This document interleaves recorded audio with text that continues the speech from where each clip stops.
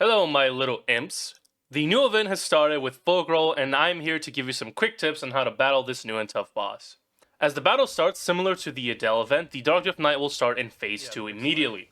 Unlike Adele, however, you don't really need to worry about his opening attacks, as it usually will miss. Now for the starting phase itself, it's the exact same as it normally is, nothing has really changed here. If you already know how to dodge Phase 2 Dark Drift Knight, then you should be good to go here.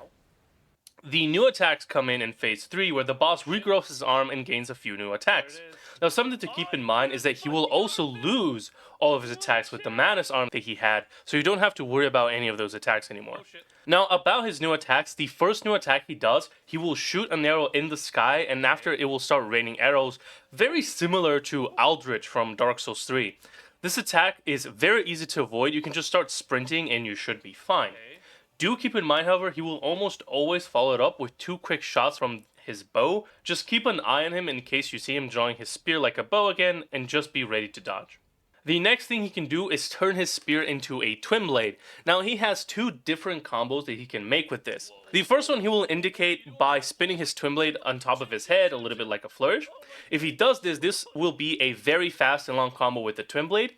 It is separated in 3 parts, 2 long combos, one after another, and then another hit where he will dash a bit before striking. At first this might seem a bit frightening, but this move is actually very easy to dodge. As he starts to move, get as close to him as possible and dodge the first hit through his right. After that, immediately start sprinting in the same direction and you will outspace the entire first 2 parts of it. The only thing you need to worry about is the last hit where he will dash as he tries to swing at you. Simply roll towards him again when he dashes and you will be fine.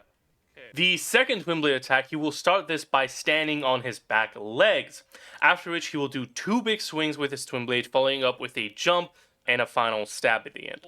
This one is a bit more obvious on how to dodge. You simply have to roll all 3 attacks. The first 2 come out in quick succession, and the third one is a little bit delayed.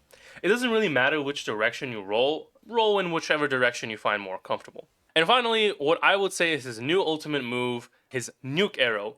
Once he starts to glow, he will then turn into Rudolph the reindeer and start jumping in the air and aim his bow. After some time, he will shoot an arrow which will explode as soon as it hits the ground. To dodge this, watch his bow carefully and it will make a very loud sound as he shoots it. Then make sure that you dodge once the arrow itself hits the ground. Another way to avoid his attack is by outspacing it. If you are a character like Wilder, you can hook on the ground and jump to make distance and you will be able to completely avoid it. Now go get him, my pickled turtlenecks!